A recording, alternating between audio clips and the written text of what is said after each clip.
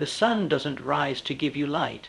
It rises to give you a choice, and in that golden hour when the world is quiet, when the noise hasn't found you yet, that is where your kingdom is built, not in the battlefield of the day, but in the temple of the morning. That is where destinies are carved. You must understand this. The most successful men in history didn't just wake up early. They awakened early. They met the dawn like a warrior meets his mission, fully present, fully intent, fully ready to mold the invisible into something real. Edison didn't burn the midnight oil just for invention. He mastered his time.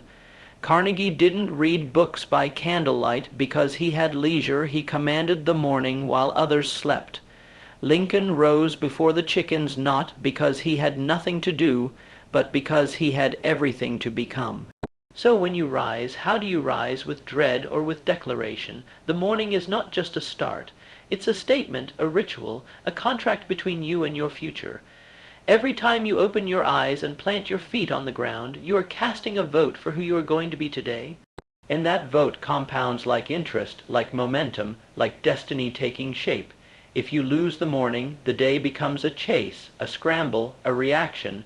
But when you win the morning, the world bends toward your will. You no longer follow the day, you lead it. It begins in the mind, as all greatness does, that space between sleep and alertness, that sacred silence before the world wakes. It is where belief is either born or buried.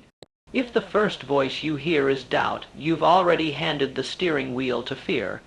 But if the first voice is yours, steady, clear, disciplined, then you've claimed dominion, and here's the truth. The man who rises with purpose before the sun owns a power that no one can teach. Not in schools, not in books. That power must be practiced. It must be earned. It must be chosen daily until it becomes instinct, habit, identity. You must become the kind of man whose morning is non-negotiable, whose habits are armor, whose rituals are weapons, the kind of man who looks at the sunrise and says, "You came up for me," because that's what discipline is. It's not waking up early one day out of guilt. It's becoming someone who no longer negotiates with weakness. Discipline is the bridge between potential and power. It's the act of saying, "I refuse to live on accident." And the morning is where that refusal becomes real. This is where the battlefield of belief begins. You must win it before the world tries to take it from you. The man who owns the morning doesn't wait for motivation. He builds momentum.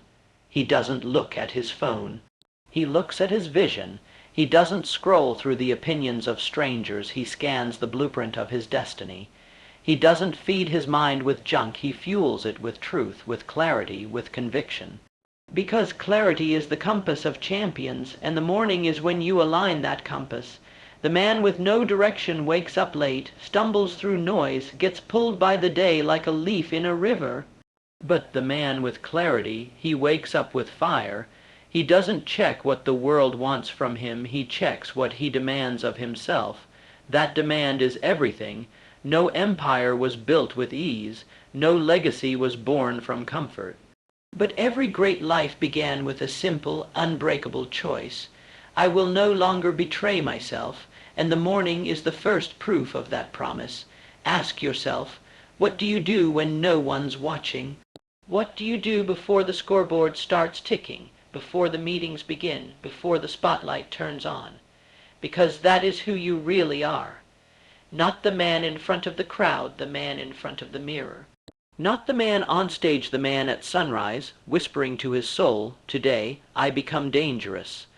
And that danger, that edge, that inner fire is not born from caffeine or cold showers or hype. It's born from purpose. Purpose turns a groggy morning into a mission. Purpose turns a tired body into a storm of energy. Purpose is what drives men like Ford to rise while others rest, to press on while others pause. He didn't just build cars, he built a future because he had a reason to rise.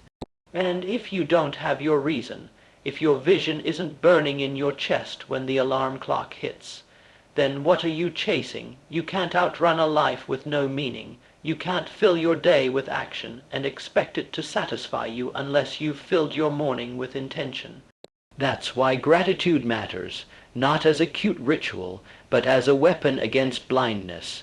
Gratitude in the morning reminds you that you're not a victim, you're not behind, you're not too late, you're alive. You've been given another shot at this thing called life, and it is yours to shape. Be grateful not just for what is, but for what can be. Be grateful for the opportunity to fight, to rise, to become. Because that's what the greats understood. Disney wasn't grateful because he had success. He was grateful before he had anything. And that attitude, that fierce, focused optimism, that's what drew the success to him. Gratitude in the morning creates vision in the afternoon and victory in the evening. It is your inner thermos that it resets your frequency. It tunes your mind to solutions, not problems, to strength, not struggle, to possibility, not pain. But make no mistake, vision without discipline is just a dream. And so, when your feet hit the floor, your first act of discipline isn't what you do, it's what you refuse. You refuse to give your energy away to distraction. You refuse to tolerate laziness. You refuse to let comfort become your cage. Because discipline is not punishment. It is permission to become the man you were meant to be. Discipline is the quiet architect behind every loud victory. It's the reason why some men rise with the sun while others hide beneath the covers. It's the silent force that separates the man who reacts from the man who creates. It is not about being perfect, it's about being consistent, ruthlessly, relentlessly consistent. Because when the storms come, and they will, it won't be your feelings that save you, it'll be your habits, your system, the blueprint you follow when your mind wants to quit and your heart whispers, just one more. That whisper, that's your edge, because while most of the world sleeps through their potential, hoping their problems disappear by morning, the few, the focused, the fearless, they rise, they attack, they turn the stillness into strategy and the silence into strength. You don't need more time, you need more urgency. The man who says, I'll start tomorrow, has already lost. The man who says, I start now, has already won. The world bends for the decisive. The man who moves with now in his bones, the one who walks into the morning like it owes him answers and then extracts them with action. Let the others wait for the perfect moment. You make the moment perfect by showing up with power. Because the morning doesn't belong to the lucky, it belongs to the prepared, prepared in mind, prepared in intention, prepared in energy. The body becomes a tool, a vessel, a machine for purpose when it is treated like a temple at the start of the day. Your fuel, your breath, your motion, it all matters. Because how you treat yourself before the world speaks is how the world will speak to you. If you slouch into the morning, you shrink into the day. If you rise like a king, you carry that crown from sunrise to sunset. And no, you don't need motivation to start, you need identity. You don't need to feel ready, you need to decide. Your body follows your standards, your environment obeys your direction. You tell the day what to do or it will tell you, and what separates the ordinary from the great. What separates the average from the unstoppable is this: the man who rises with vision becomes inevitable, not instant, not lucky, not immune to struggle, but inevitable. He writes his outcomes before noon. He builds momentum before the meetings, before the chaos, before the emails and the traffic and the noise. He sets his tone like a conductor sets his symphony, and every minute from that point forward plays to his rhythm. That rhythm is power, because the world will test you, it will push back, it will try to knock you off your course. And if you haven't built that rhythm by noon, you will dance to their music. But when your rhythm is strong, when your morning is yours, you are unshakable. Not because life is easy, but because you are anchored. In mindset, in purpose, in vision, in identity, and the man anchored in identity doesn't hope for the day to go well. He decides it will, because when you decide, you begin to shape reality. The man who decides is no longer living reactively, he is living creatively. He is not chasing results, he is commanding them, and that command begins with one thing: how you show up before the world starts watching. Do not underestimate that sacred hour before dawn. That hour is not small. It is sovereign. It is where kings are crowned in silence, where $1,000,000 ideas are born on worn notebooks, where giants rise barefoot on hardwood floors while the rest of the world sleeps under the weight of their excuses. Excuses don't live in the morning, not for the committed, not for the man who has declared, "I will not be average," that declaration. It begins with preparation, not performance, not applause, preparation. That means doing the hard things before they're necessary, training the mind while it's quiet, sharpening the will when no one's watching, reading when others scroll, writing when others wander, planning while others panic. It means becoming so deeply aligned with your goals that your actions become automatic. You don't need reminders, your purpose wakes you. That's how legacy is built, not with sudden flashes of brilliance, but with 1,000 mornings no one will ever see. Not with loud announcements, but with silent discipline. Lincoln wrote speeches in solitude. Jobs dreamed in silence. The greatest revolutions were born not in crowds, but in conviction. So what do you build when no one sees? What do you become when the world is still asleep? Because that's what will echo, not just through the day, but through your life. The habits you forge in the early hours, they're not routines, they're roots. They keep you grounded when the storms rage. They keep you centered when the pressure mounts. They remind you who you are when the world tries to make you forget. Do not treat your mornings casually. They are not a war, mup. They are the arena, the proving ground, the place where you slay the weakest version of yourself so the strongest one can rise. And once you understand this, once you feel the power of a mastered morning, you will never go back. Because you will realize that most men are not defeated by the day, they're defeated before it begins. In their mind, in their hesitation, in their failure to declare, "This day belongs to me." But that will not be you.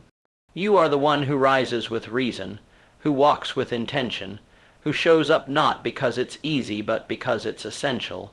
You win the morning, you win the day, you lose the morning, and the day begins without you.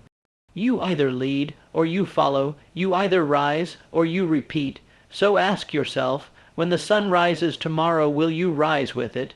Because rising is not just physical, it is spiritual. It is a declaration to the universe that you are no longer willing to sleepwalk through life, that you will no longer tolerate being average in a world built for greatness, that your mornings will no longer be dictated by convenience, but by conviction. That is the awakening, the internal revolution, the shift from drifting to driving. You don't win the day by accident, you win it by alignment. By aligning your thoughts, your actions, your energy with who you say you want to become, not someday, not when it's convenient, now, in the silence, in the stretch, in the sacrifice, and this is where most break not because they can't do it, but because they don't demand it of themselves. But the man who wins his morning never negotiates with mediocrity. He doesn't wait to feel like it. He moves first because he understands that emotions are not leaders, they are followers. They follow focus, they follow clarity, they follow discipline, and discipline is not cold, it is the highest form of self-love. Discipline is saying, "I believe in the man, I am becoming so much that I will not betray him for a few more minutes of sleep." That's power. Because every morning you rise with purpose, you are rewiring your identity. You're proving to your subconscious mind that you are trustworthy, that when you say you'll do something, you follow through, and that creates a ripple. That creates a man who shows up with authority in every room he walks into. Not arrogance, certainty, and the world respects certainty. It follows certainty. It opens doors for the man who opens his eyes on time and with intent. But if you live reactive, if you wake up and just drift, the world will shape you by default, and you will feel it. You'll feel the weight of decisions you didn't make, the pain of time you didn't own, the regret of days that dissolved into fog. But regret doesn't come to the man who owns his sunrise, because he knows no matter what happens later in the day, he has already won something. He has already claimed a victory over the lesser version of himself. And that small, quiet victory becomes a wave of momentum that builds through everything else. That's the secret the greats knew.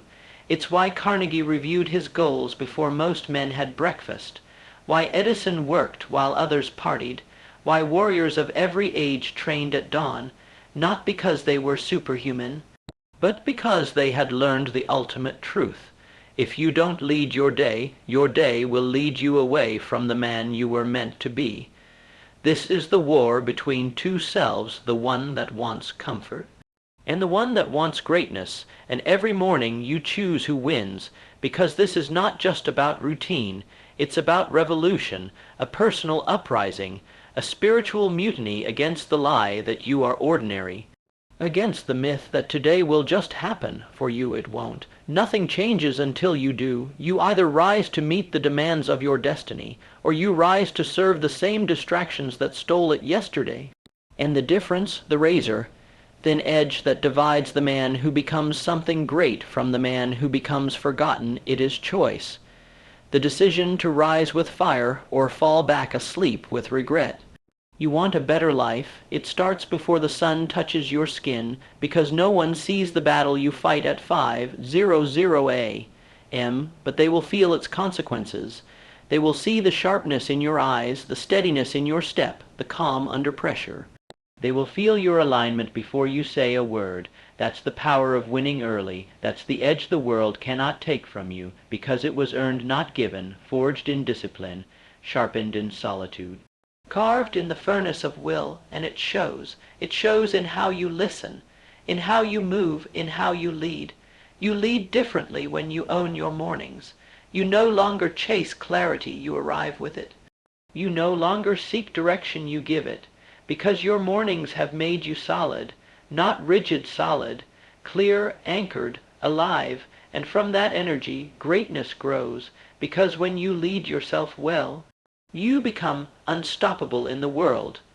Every goal, every vision, every mission becomes inevitable because the man behind them is already proven. You are no longer a man who hopes. You are a man who knows. Because you know what you've been through to become this version of you. You know the resistance you've faced. You know the weight you've lifted while others waited. And that knowledge, that inner scoreboard, becomes your fuel. It becomes your confidence, not the shallow kind, the deep kind, the kind no failure can shake, because it was built before the winds came. It was built in those mornings where you could have quit, but didn't. That's what no one can see, and that's what everyone can feel.